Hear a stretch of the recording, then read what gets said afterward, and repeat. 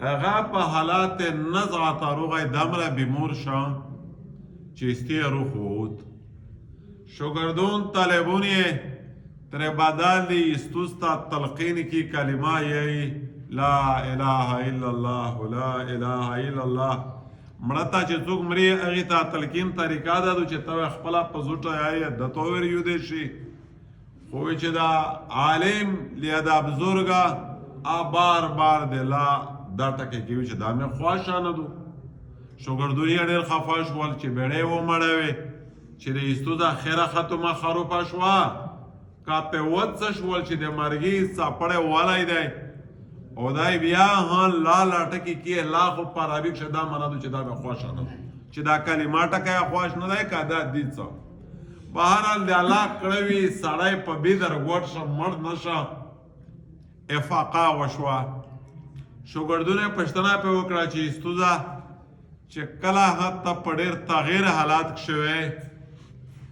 میجا توتا تلقین کوه میجو توتا ذکر ورد لا اله کوه چې د آخره خاتمه خروپه نشي د ایمان سره سړی د کلمې سره لوړ شي خو تو داس خطرناک ټکی کول چې میج خو د وړو کلی تو چې الله دا مې نه دو خوښه نو ای سمانه وا چې استود ورته وخندل چې په وخت کې متا شیطان روغای متا د ډېر خوشالي سړی په شکل کې شکل جوړ کړی و ارتاوی ویل چې پلونکا بزرګه پلونکا عالمه ته خو رسېدلې ګټلې د داس طالبون در بدل دی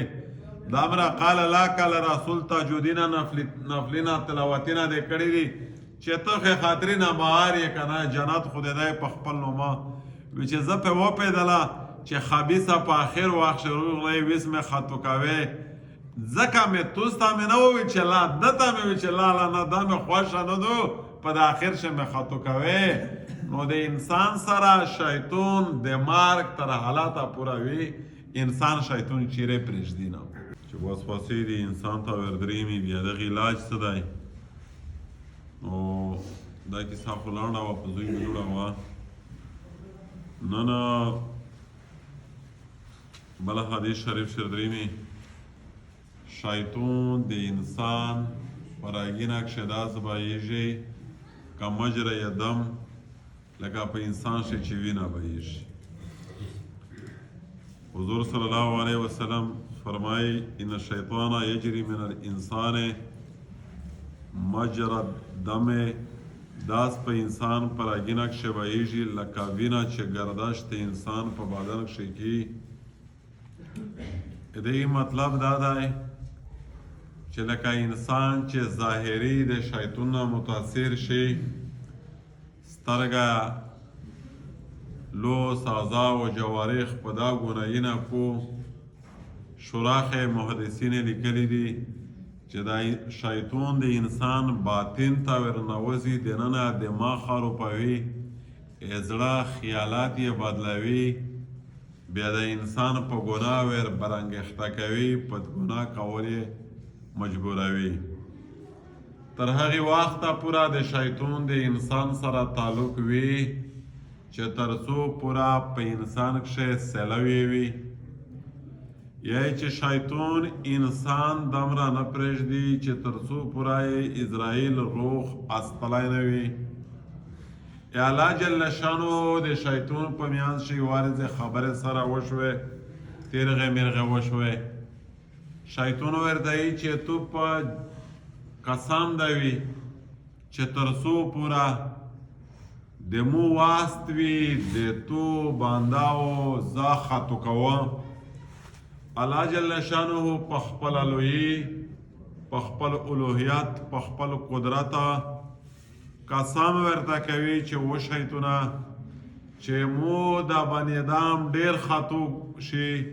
ډیر غلطه وکي ډیر ګناهونه وکي خو چې د مو دار تدایر شي مو ته غوړه وغځوي دوی زماف کوو الله جل شانو قسم په خپل لوی ورته خوړلی او همیشه انسان د شیطان نه په خطر کې دی اولوی دشمنی شیطان دی یو امام و منا نو ورشه په چشکیه حضور صلی الله علیه وسلم فرمای سوا مریم ابن مریم حدیث شریف شه اردریمی چې هر بچای چې وشي ا چیغه وایي بچای اول چې وړکه وځي کنه ا سیراکو جوړي میژ ورته چې دا د صحتمند ډاکټرونو ورته چې دا د صحتمند بچي علامات وي خو حضور صلی الله علیه وسلم فرمایي چې هر بچای چې د مور اوازيږي شیطان دوی چونډې ور لګوي وي چې دغه وخت نه پنه نه شیطان اکریږي دغه واجنه حضور صلی الله علیه وسلم فرمایي څه فرمایي ما من بني آدم مولود الا يمسه الشیطان حين يولد چې کله د پیدا کیږي شیطان یې مس کی فیستحل صارخا من مس الشیطان یی چې بیا دای سری کوي شیطان دی چې د واجه نه غیر مریم و ابنها صرف بی مریم و عیسی ادي زیای دا شیطان دا تا شیطان بیا چونډې نه دی ور لګولې نور چې یوري باندې دا وځي د مورنا شیطان پاوخ شي چې ور کوي نه میر سره اول شیطان ملګری دی او شیطان د میش پرایګین اکشه دی وینه غونډه بایږي